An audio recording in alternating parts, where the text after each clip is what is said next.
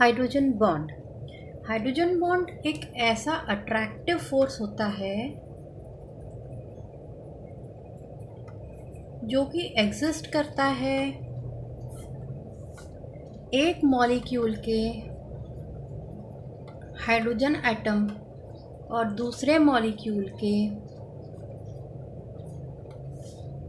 Electronegative atom जिसके पास lone pair होगा और वो हाईली इलेक्ट्रोनेगेटिव होगा।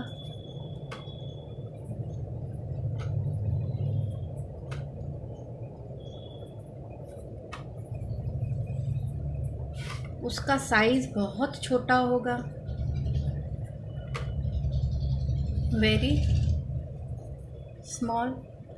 ठीक है, तो ऐसी जो प्रॉपर्टी है कौन शो कर देते हैं, कौन से इलेक्ट्रोनेगेटिव एटम्स हैं, जैसे फ्लोरीन है, ऑक्सीजन है, नाइट्रोजन है। ये क्या कर सकते हैं, इनके पास लोन पेयर भी प्रेजेंट है, ये हाईली इलेक्ट्रोनेगेटिव भी हैं और सबसे छोटे हैं, अपने अपने ग्रुप में सबसे पहला मेंबर है, तो ये बहुत छोटे एटम्स भी होते हैं। इस कारण से क्या होगा, इनके पास हाई इलेक्ट्रोनेगेटिविटी होगी। और एक और प्रॉपर्टी, ये शेयर्ड पेयर ऑफ इलेक्ट्रॉन्स, ये क्या कर रहे हैं, देखो यहाँ पर ये HF मॉलिक्यूल है, ये दूसरा HF मॉलिक्यूल है, इनके बीच में यहाँ पर कोवलेंट बॉन्ड है। कौन सा बॉन्ड है बेटा, कोवलेंट बॉन्ड। ठीक है, यहाँ कौन सा है, ये भी कोवलेंट बॉन्ड। कैसा है, पोलर है। पोलर पोलर क्यों कह रहे हैं, क्योंकि शेयर्ड पेयर ऑफ इलेक्ट्रॉन्स जो हैं वो किसने खींच लिए हैं, यहाँ पर ये फ्लोरीन एटम जो हाईली इलेक्ट्रोनेगेटिव है, इसने जो इलेक्ट्रॉन्स हाइड्रोजन और फ्लोरीन एक एक शेयर करके बैठे थे, एक कोवलेंट बॉन्ड बनाए थे, वो किस तरफ शिफ्ट हो गए, इस तरफ शिफ्ट हो गए हैं, फ्लोरीन के पास। तो इस कंडीशन में यहाँ पर फ्लोरीन के पास आ जाएगा पार्शियल नेगेटिव चार्ज, हाइड्रोजन के पास आ जाएगा पार्शियल पॉजिटिव चार्ज, फ्लोरीन के पास again partial negative charge, hydrogen के पास अगेन पार्शियल पॉजिटिव चार्ज। अब यहाँ पर ये जो चार्जेस डेवलप हो गए हैं, ये नेगेटिव और ये पॉजिटिव, तो इस कंडीशन में होगा क्या कि ये जो हाइड्रोजन एटम है जिसके इलेक्ट्रॉन्स किसने ले लिए हैं, इस फ्लोरीन एटम ने अपने पास खींच के रख लिए हैं, तो यहाँ पर एक फोर्स ऑफ अट्रैक्शन डेवलप हो जाएगा between this fluorine and this hydrogen. और ये हाइड्रोजन में अब इलेक्ट्रॉन कहाँ रह पाएगा, इसका तो प्रोटॉन जो है खुला हो गया है। ठीक है, इट इज़ बेयर ओपन। तो यहाँ क्या होगा कि ये प्रोटॉन पॉजिटिव चार्ज वाला और ये फ्लोरीन जिसके पास लोन पेयर ऑफ इलेक्ट्रॉन्स भी प्रेजेंट है, तो वो फ्लोरीन के लोन पेयर ऑफ इलेक्ट्रॉन्स और इस प्रोटॉन के बीच में यहाँ पर क्या होगा, थोड़ा थोड़ा अट्रैक्शन डेवलप हो जाएगा। ये अट्रैक्शन जो होगा इसी को हाइड्रोजन बॉन्ड बोल देंगे। ठीक है, this is called as hydrogen bond. अब ये जो है, हम इसकी डेफिनेशन फिर से एक बार और देख लेते हैं कि डेफिनेशन में क्या है कि it is an attractive force which binds hydrogen atom of one molecule, है ना, एक मॉलिक्यूल का hydrogen atom with electronegative atom of another molecule, plus इसमें एक चीज़ और ऐड कर सकते हैं, which has lone pair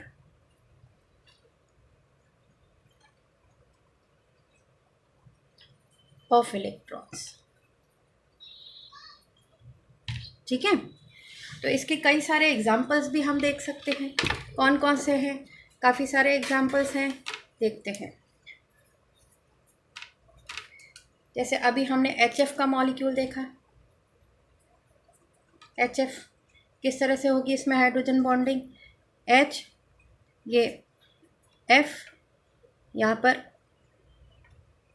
H ये F, फिर इसके बाद यहाँ पर अगेन हाइड्रोजन बॉन्डिंग H, और यहाँ क्या हो जाएगा, फिर से ये हाइड्रोजन ये कोवलेंट बॉन्ड F। तो इस तरह से यहाँ पर ये जो है ना, ये बॉन्ड है, ये 140 के लगभग होता है ये वाला बॉन्ड एंगल। इस तरह से ये जिग जैग बनता है।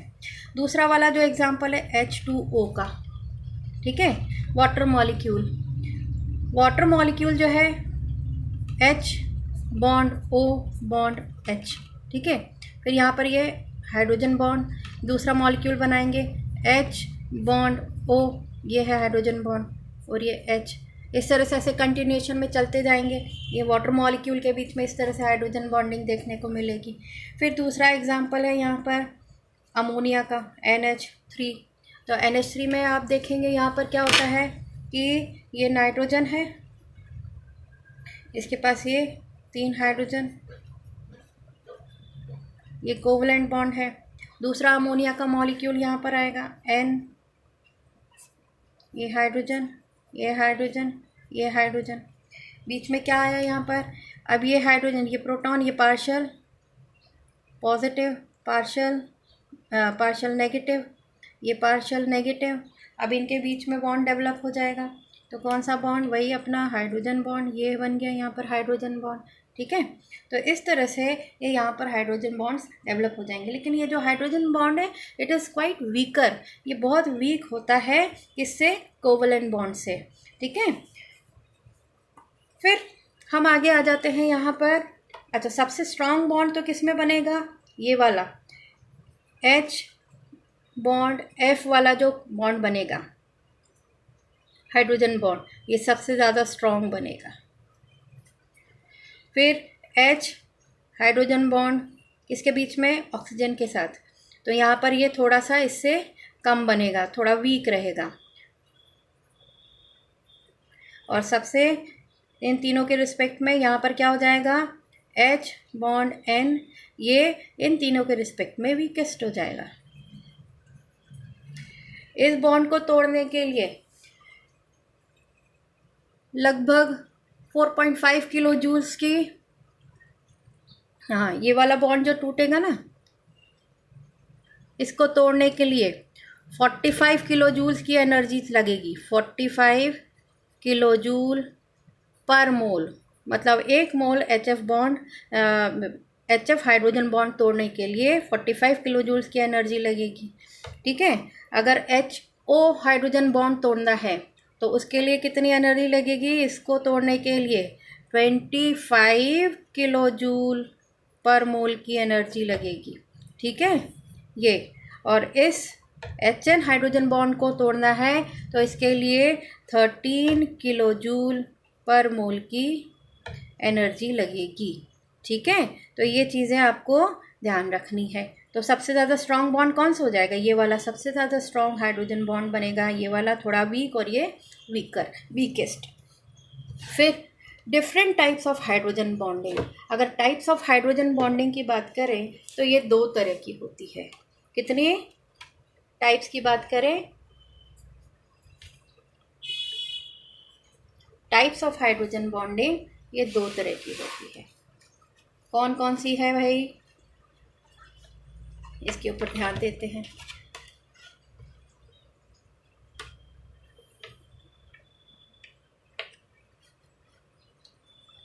एक है intermolecular hydrogen bonding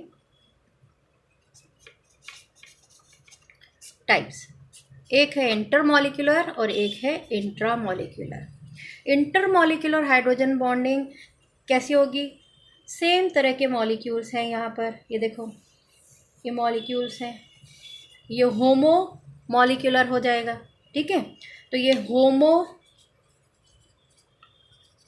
molecular hydrogen bonding हो गई है ना, और वो भी कैसी, इंटरमॉलिक्यूलर टाइप की। इंटर का मतलब क्या होगा, जैसे इंटर स्कूल कंपटीशन होता है ना, इंटर स्टेट कंपटीशन होता है, वैसे यहाँ पर जो बॉन्ड बन रहा है 2 मॉलिक्यूल के बीच में, 2 अलग अलग मॉलिक्यूल, एक ही सब्सटेंस के मॉलिक्यूल्स हो सकते हैं लेकिन मॉलिक्यूल अलग अलग हैं। एक ये HF मॉलिक्यूल है, ये दूसरा HF मॉलिक्यूल है, इनके बीच में ये हाइड्रोजन बॉन्ड बना हुआ है। एक और मॉलिक्यूलर इंटरमॉलिक्यूलर हाइड्रोजन बॉन्डिंग हो सकती है, वो कैसी है, हीट्रो वाली टाइप की, hetero inter molecular hydrogen bonding. उसका एग्जाम्पल क्या है, ये वाला है, ये क्या है, क्लोरोफॉर्म।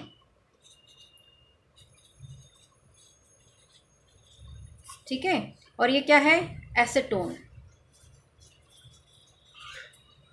तो इनके बीच में ये देखो ये हाइड्रोजन बॉन्डिंग है, ये सी कार्बन आइटम, ये हाइड्रोजन आइटम, यहाँ पर क्या हुआ है, ये सारे क्लोरीन आइटम्स ने इलेक्ट्रॉन्स जो यहाँ पर प्रेजेंट थे सब अपनी तरफ खींच लिए हैं, -I इफेक्ट हो गया है। तो यहाँ पर इस कार्बन आइटम पर यहाँ पर जो है पार्शियल नेगेटिव चार्ज डेवलप हो जाएगा with respect to this hydrogen item.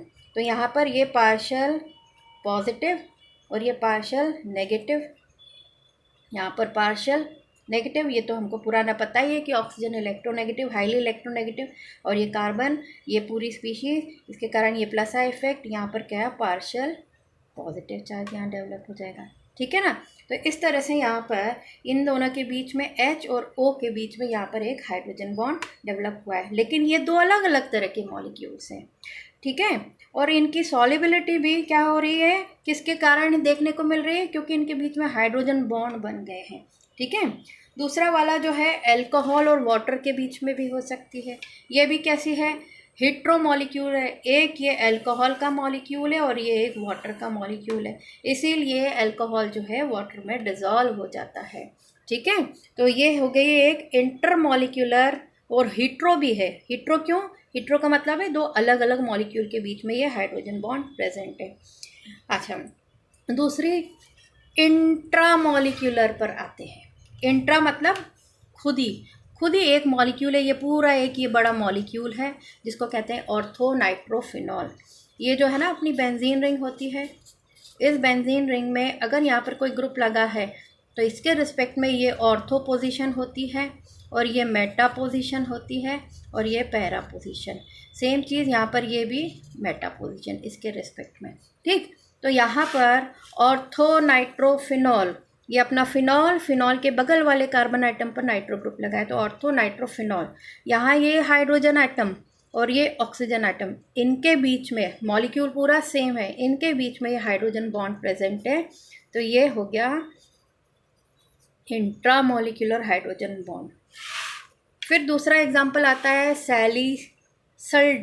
सैलिसल्डिहाइड, ये इसमें एक OH ग्रुप है और CH ग्रुप है बेंजीन रिंग पर, इसमें ये H और ये O सेम मॉलिक्यूल में जब यहाँ पर हाइड्रोजन बॉन्डिंग देखने को मिलती है वो इंट्रामॉलिक्यूलर हाइड्रोजन बॉन्डिंग कहलाती है। अच्छा, इसके बाद कुछ प्रॉपर्टीज़ जो होती हैं इंटरमॉलिक्यूलर के कारण और इंट्रामॉलिक्यूलर के कारण, ठीक है। इंटरमॉलिक्यूलर हाइड्रोजन बॉन्डिंग, ठीक, और ये H बॉन्ड, इसके कारण यहाँ पर क्या होता है बेटा, इंटरमॉलिक्यूलर के कारण यहाँ पर बॉइलिंग पॉइंट इंक्रीज हो जाता है और यहाँ पर डिक्रीज होता है, यहाँ पर मेल्टिंग पॉइंट भी इंक्रीज होता है, यहाँ डिक्रीज हो जाता है। सब्सटेंसेस गेट डिजॉल्व्ड इन, सॉल्युबिलिटी भी इंक्रीज हो जाती है, सॉल्युबिलिटी इंक्रीज हो जाती है क्योंकि हाइड्रोजन बॉन्ड बन गया है। तो ये सारी जो कुछ प्रॉपर्टीज़ हैं ये बहुत ही इम्पोर्टेंट प्रॉपर्टीज़ हैं। Okay, thank you.